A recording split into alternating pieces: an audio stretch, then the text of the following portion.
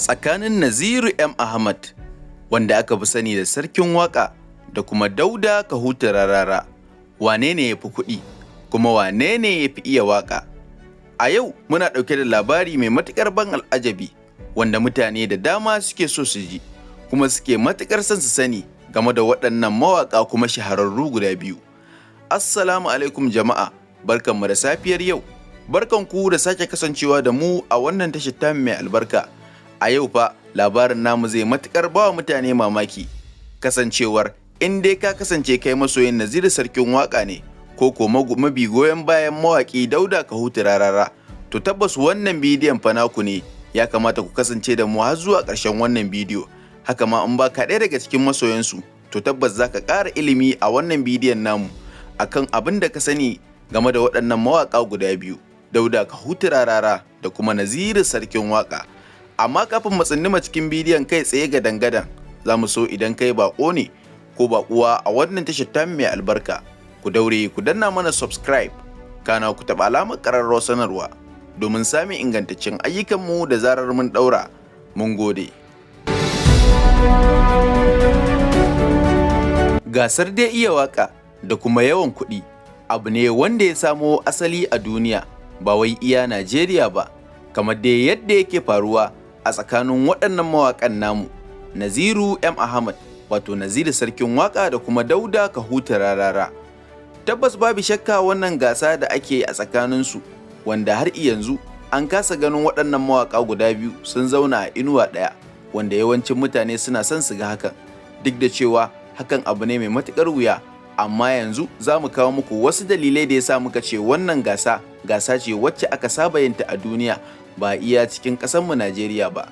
Idan ba za ku manta ba, a ƙasar Amerika ita ma an yi irin wannan gasa tsakanin Tupac da kuma BIG, wanda kowa yake ganin ya kai, tare da kuma yaransa da suke ƙara jinjina masa na ganin cewa shi ɗin ya fi wancan. Wanda wannan gasa kuma ta samo asali ne ta dalilin cewa kowa yana ganin cewa shi ƙwararre ne, ya fi wancan iya waƙa, ya fi wancan baiwa da kuma basira. Haka a cikin ƙasa Najeriya akwai irin su Mamman Shata da irin su Ɗan Makaho da dai sauransu, waɗanda su ma suna ɗaya daga cikin waɗanda a lokacinsu aka yi ta gwabza irin waɗannan gasussuka na ganin cewa ni na fi wannan iya waƙa, wannan yana ganin na fi wannan iya waƙa. Duk da cewa abin kamar da wasa wasu lokutan yaransu ne suke haɗa abubuwan, amma da wasa za ka ga abin ana yin sa kamar habaici, abin kuma ya riga ya zamanto kamar gaba ta gaske, wanda har ya kai ta kawo idan wani ya ga wani ba zai tsaya masu gaisa ba, kasancewar irin maganganun da ake fitowa ana yi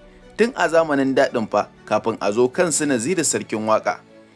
Sai dai ko ɓangaren Naziru Sarkin Waka da kuma shi Dauda Kahutu Rarara, waƙoƙi ne suke yi, duk da cewa waƙoƙin nasu ba za a iya cewa iri ɗaya ba ne sak,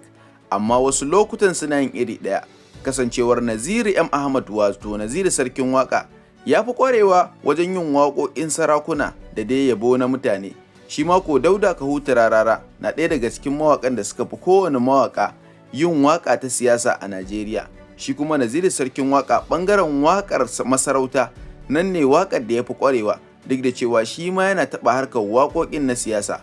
Amma fa tabbas babu shakka akwai adawa mai ƙarfin gaske tsakanin waɗannan mawaƙa guda biyu, wanda duk wani wanda yake bibiyar su ya santa, yadda yaransa suke fitowa suna yadda magana, haka su ma wasu lokutan sukan fito su yi habaice a cikin waƙoƙinsu, wanda hakan yake nuni da cewa babu shakka akwai wata abu a ƙasa a tsakaninsu. Hakan ya tabbatar da cewa mutane da dama suke so su san menene dalilin da yasa Naziru Sarkin Waka da Dauda Kahutu Rarara ba za su zauna a inuwa ɗaya ba.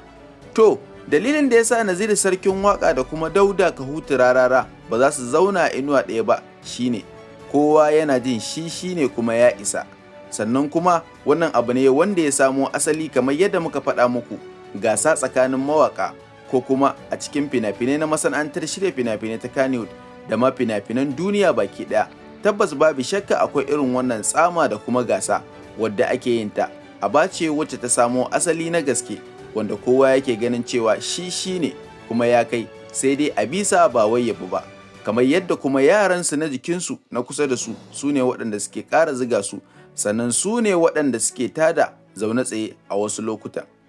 Idan ba za ku manta ba, a 'yan kwanaki biyu ko mu ce satuttukan da suka gabata, Naziru Sarkin Waka ya sayi wata mota, amma fa kafin ya mallaki motar Dauda Kahutu Rarara ne ya fara siyan wata mota wacce ta kasance tana da tsadar gaske, kuma motar an yi mata ƙira mai kyau. Bayan bayyana wannan mota da Dauda Kahutu Rarara ya yi bidiyonta tare da amaryarsa Aishatul Humaira, sai ga wani bidiyo sabo nan ya fito na mawaƙi Naziru Sarkin Waka, inda yake bayani cewa akwai ɗaya daga cikin yaransa, wato fan ɗinsa, wanda aka fito ake ce masa ga wata mota nan da aka mallaka wadda ta fi ƙarfinsu, wadda su ba su da kuɗin siyanta. Tuni shi kuma bai yi wata ba domin kare wa wannan yaran nasa mutunci, ko mu ce fan ɗinsa, ya je ya siyo wata mota, wato GLK G-Box, wadda kuɗinta a yadda yake bayani za ta sai waccan wacce aka yi musu habaici a kai kusan so 3 da canji. Kaga wannan magana da mawaƙi Naziru Sarkin Waka ya yi, babu shakka kowa ya fassara ta da cewa ya yi habaici ne wa Dauda Kahutu Rarara na ganin wannan motar da ya siya. Sannan kuma Naziru Sarkin Wakan ya bayyana cewa ba fa wai siyan motoci ya tashi yi ba. Wannan mota dai kawai an siye ta ne domin a kare wa ɗaya daga cikin fan ɗinsa mutunci, domin ya ga kamar ya shiga damuwa kasancewar irin maganar da wancan mabi goyon bayan mawaƙi Dauda Kahutu Rarara ya yadda masa. Hakan ya saka ya siyo wannan mota domin shi ma a kwantar masa da hankalinsa.